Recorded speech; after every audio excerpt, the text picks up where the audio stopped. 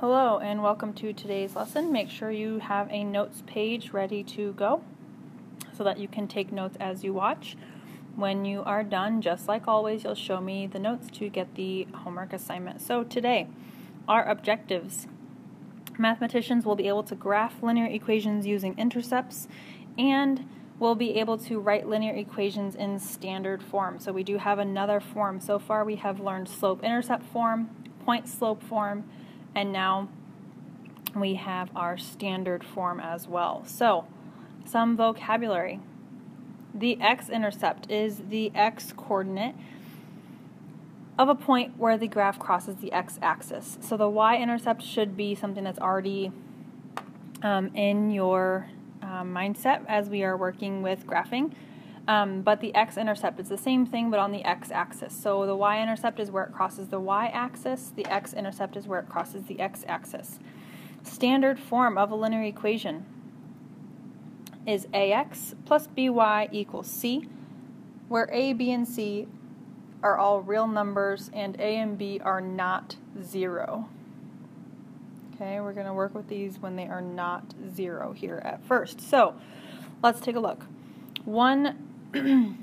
Just another way to think about standard form equations here. One form of a linear equation is called standard form, and it allows you to find the x and y intercepts quickly, which is why we're focusing on that here today. You can use those intercepts then to draw your graph. So when we are looking at just finding the intercepts, simply calculating them, 3x plus 4y equals 24. How do I find the x-intercept? Well, to find the x-intercept, I am going to plug in y equals 0. And the reason for that is, when I am calculating or looking at an x-intercept, I am looking at a value on my graph where the y is 0 because it's crossing on the axis. And so if I plug in y equals 0, I can find the x-intercept. So as I look here, 4 times 0 is 0, so I've got 3x equals 24. Divide by 3 to get x equals 8. So my x-intercept is 8, meaning my graph will cross on the x-axis at the 8. If I'm looking for the y-intercept, I do the same thing, but by substituting in 0 for x. 3 times 0 plus 4y equals 24.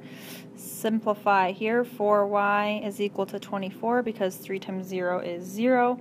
Divide by 4 to get y is equal to 6.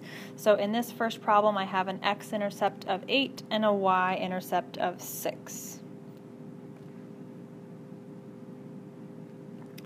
Alright, so you've got 2 problems here in your Got It section, and you need to find the x and the y-intercepts of each of these equations. When you are ready to check your answer, resume your video, and if you do not understand how I got the answer, please raise your hand and I will help you. Alright, welcome back. Here are the answers. We've got 12 and negative 10 for the first one here, and for the second one, 4 and 3 over 2. Again, if you do not understand how I got there, please raise your hand and I will help you. Let's take a look at the next question here. What is the graph of x minus 2y equals negative 2? So the first thing that I need to do is find the x-intercept. So to find the x-intercept, I am going to substitute in y equals 0. X is equal to negative 2. And when I'm looking for the y-intercept, I'm going to plug in x equals 0. Have negative 2y equals negative 2. When you divide by negative 2, sorry about that, y is equal to 1. So I've got an x-intercept of negative 2 and a y-intercept of 1. So what that means, on my x-axis, my horizontal axis, it crosses at the negative 2. So on my x-axis, I'm going to put a point on the negative 2. as best as I can. And when I have a y-intercept of 1, that means it's crossing on the y-axis at the 1. And so I now have my x and y-intercepts plotted, which means I can now graph my line. As best as I can, at least. Okay? So, to graph a line using the intercepts, it's not too terrible. Plug in 0 for the x, plug in 0 for the y, find your intercepts, and plot the points and connect them. Draw your line. Again, try to use a straight edge. Use your ID if you have one to get that straight line and see the correct graph. Here is your got it question, so go ahead and give this a try. When you are ready to check your answer, please resume your video.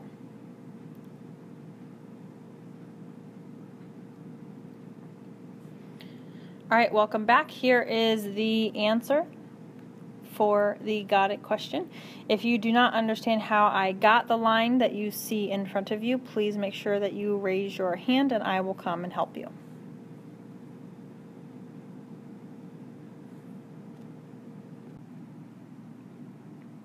Alright, as we continue on here, as we look at this now, notice at the very beginning it says if A equals 0, and at the beginning of this video we talked about standard form where we have A and B not equaling 0. So what that makes me think here already is that this is going to be one of those special cases, so either a horizontal or a vertical line. When you have A equals 0 in standard form, AX plus BY equals C, you can rewrite it as Y equals B, and notice that B is lowercase, where B is constant. If B equals 0, you can rewrite your equation in the form x equals A, where A is constant. The graph of y equals b is a horizontal line, and the graph of x equals a is a vertical line. So, y equals b is a horizontal line. That means anytime my a value is 0, I'm going to have a horizontal line. And anytime my b is 0, I'm going to have a vertical line. So hopefully that'll make more sense here as we continue on. So first, taking a look here at the problems for problem 3. The graph of each equation, x equals 3 and y equals 3. So when I look at this, I'm first thinking about how I can write it in standard form. It just told me a equals 0 or b equals 0 can determine the way that I am writing, or helps me determine the way I'm writing my standard form equation. Because I have x equals 3, I'm thinking of the second piece of that paragraph that we were just looking at where it says x equals a, and noticing that in that case that means my b value is 0. So my standard form equation is 1x plus 0y equals 3. And what that means is no matter what my y value is, any y value, my x value is always going to be 3. So that is my vertical line up and down on the 3. I then, for the second one there, I have y equals 3. So when I have y equals something, that was where my a value was equal to 0. So my value with my x is 0. So I am going to write the standard form 0x plus 1y equals 3. And that means for any value of x, y is always going to equal 3. This is just another way to write those special cases and know how to graph them. Okay, so here in the Got It, we do have 4 questions here, so do your best to graph each equation, and when you're ready to check your answer, please go ahead and resume your video. Alright, welcome back. Here is the graph here. I see that some of the pictures it's a little bit hard to see. On the first one, it is right here on the 4. The second one, it is on the -1. We've got a horizontal here on the 0 and a horizontal there on the 1. So, if you have questions again about that, please let me know. And we will continue on here to problem number 4. When we have y equals -3/7x plus 5, how can we write that in standard form using integers? So as I take a look at this, well, I know that in standard form I want to end up with ax plus by is equal to c. And what I notice about that formula is that my x and my y are on the same side. And so I'm going to work on that. Now, I first of all am going to work on getting rid of the fraction because I think that'll make my life easier. If I multiply everything by 7, I can eliminate that fraction. Have 7y equals negative 3x plus 35. Then at this point, I can simply apply my equation knowledge, and seeing that my x and y need to be on the same side, I'm going to add 3x to both sides so that I can make that happen. The 3x and the 7y cannot be combined because they are not like terms. So I have 3x plus 7y. These on the right side cancel, so I have 3x plus 7y is equal to 35. And I now have that same equation from my problem written in standard form. So 3x plus 7y equals 35 is the same as y equals negative 3/7 x plus 5. Let's continue on here. Here is your got it question. Please pause your video, take a moment, do the best that you can, and when you are ready to check your answer, resume your video.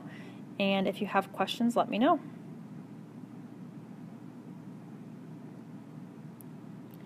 Alright, welcome back. Here is the answer. X plus 3y is equal to 0 is your answer for this got it question. If you are not sure where that came from, please let me know. Alright, our last piece for today.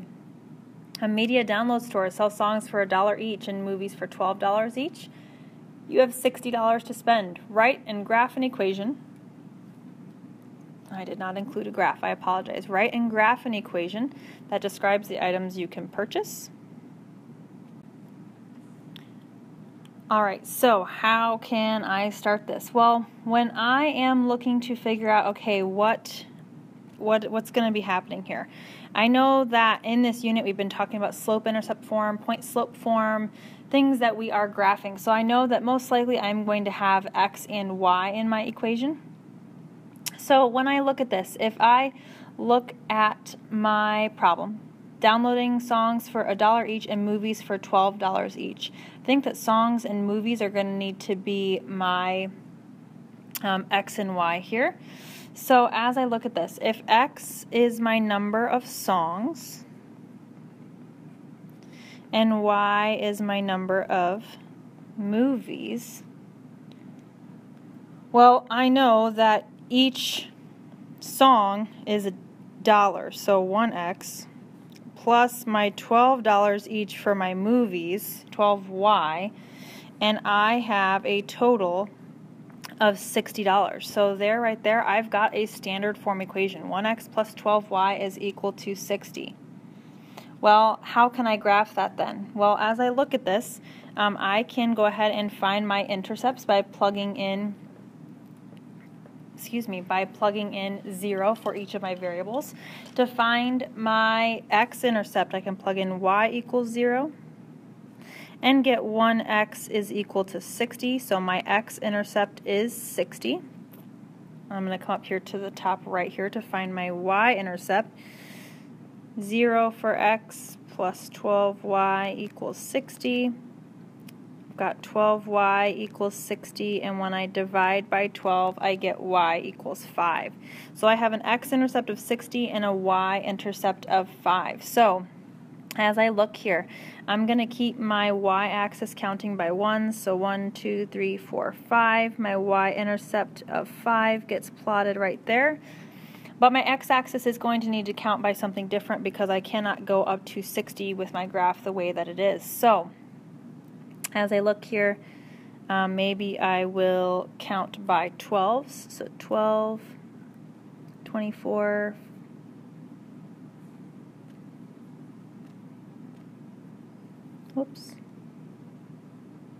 36, 48. I can't write quite that small.